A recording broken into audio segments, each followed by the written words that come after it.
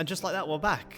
What's going on, everyone? Apologies, it's been a little bit of a delay. I've been having a lot of move around recently. We just launched the trading retreat vlog as well, which is an absolute banger. You can see the office behind me is looking pretty bare because we are moving away. We're leaving Australia, but we'll talk about that in another video. But in today's video, I want to show you guys my $2,500 week just trading on Top Step and only trading 2 days out of the whole entire week. Now, this week on stream, we've had a very profitable week in the markets, all traded live on YouTube for absolutely free here on my channel or the Top Steps YouTube channel as well.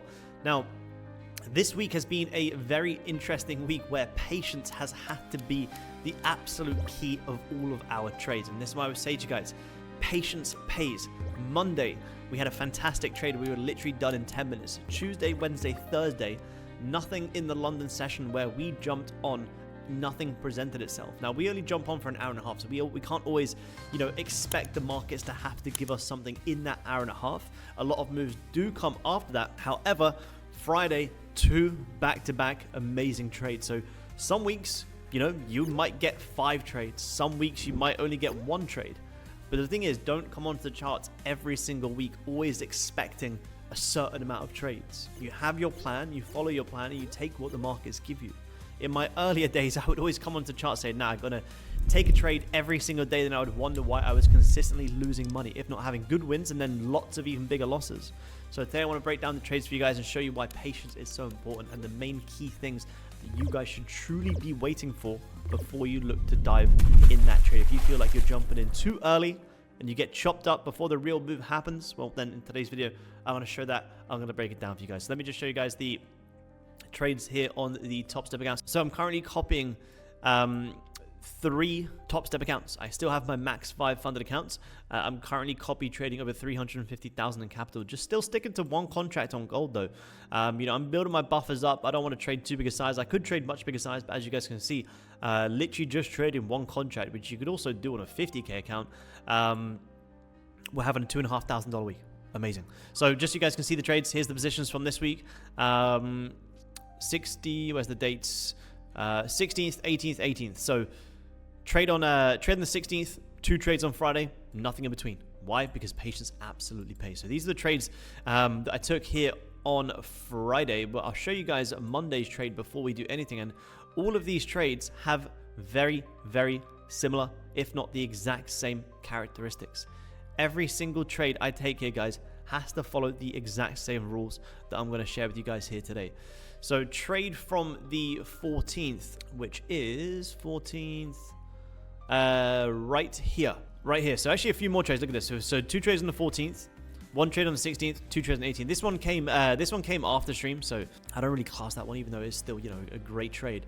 We've had some great consistency here. Small losses like 490, 110 minus 350, 330, 900, 90, 130, 400, 450, 360, 240. Lovely. Keeping the losses small. Now, this is the trade that we took here on Monday to start the week off right. And if you guys were watching the live streams last week, all of these liquidity levels were called absolutely perfectly. All of these levels were all called, telling you guys where to trade into and why. Now, unfortunately, they don't always come up in our session. A lot of these did hit in the New York session this week.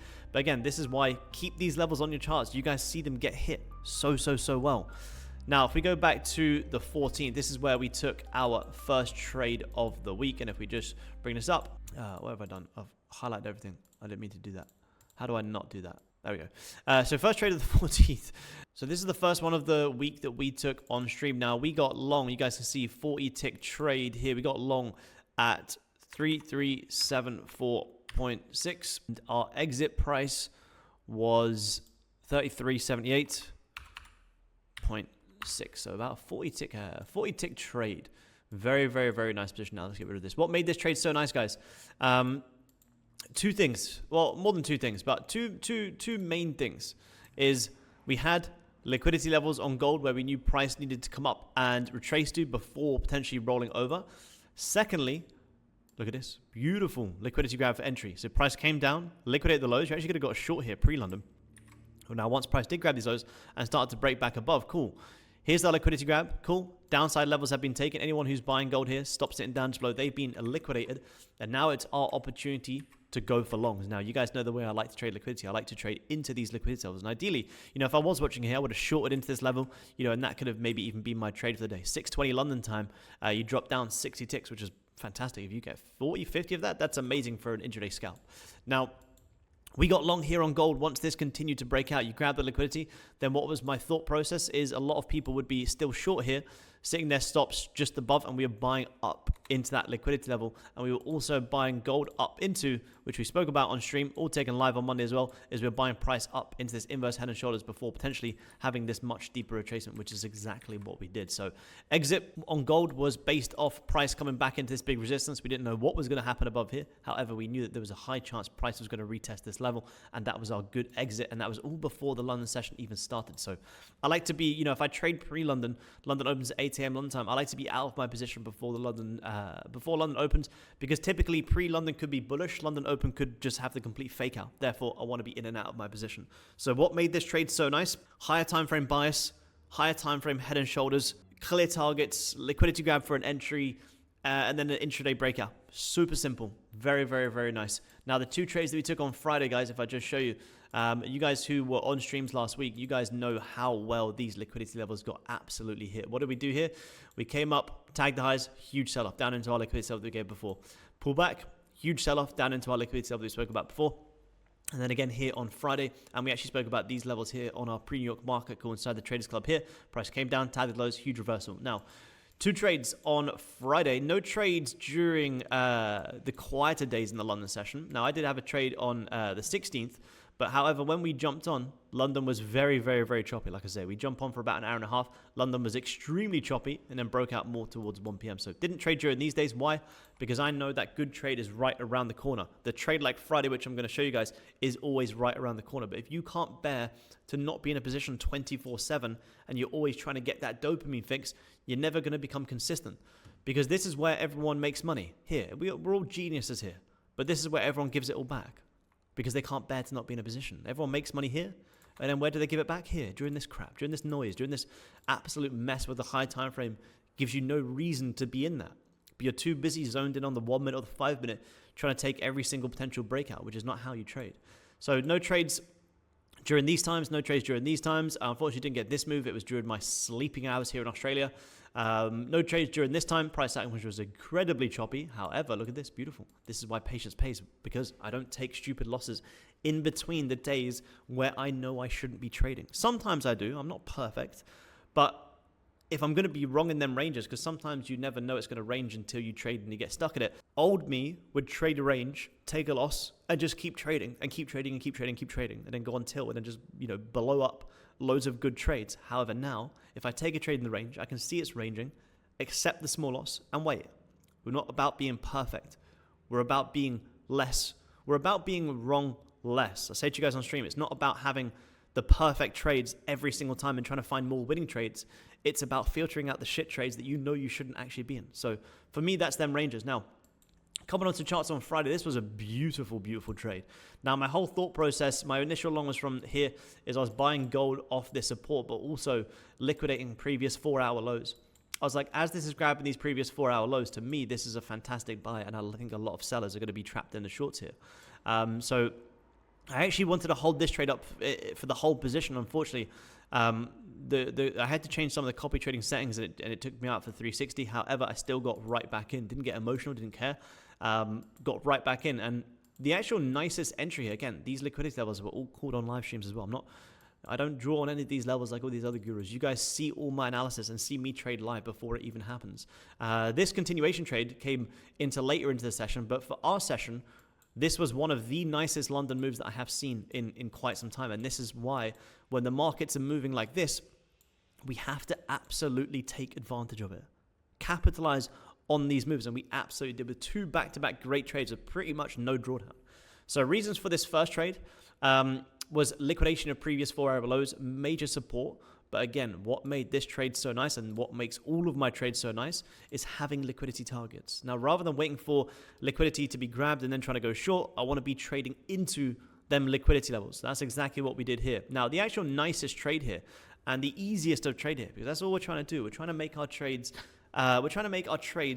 as easy as possible. Trading is never easy, but we can make it easier on ourselves once we actually wait for confirmation.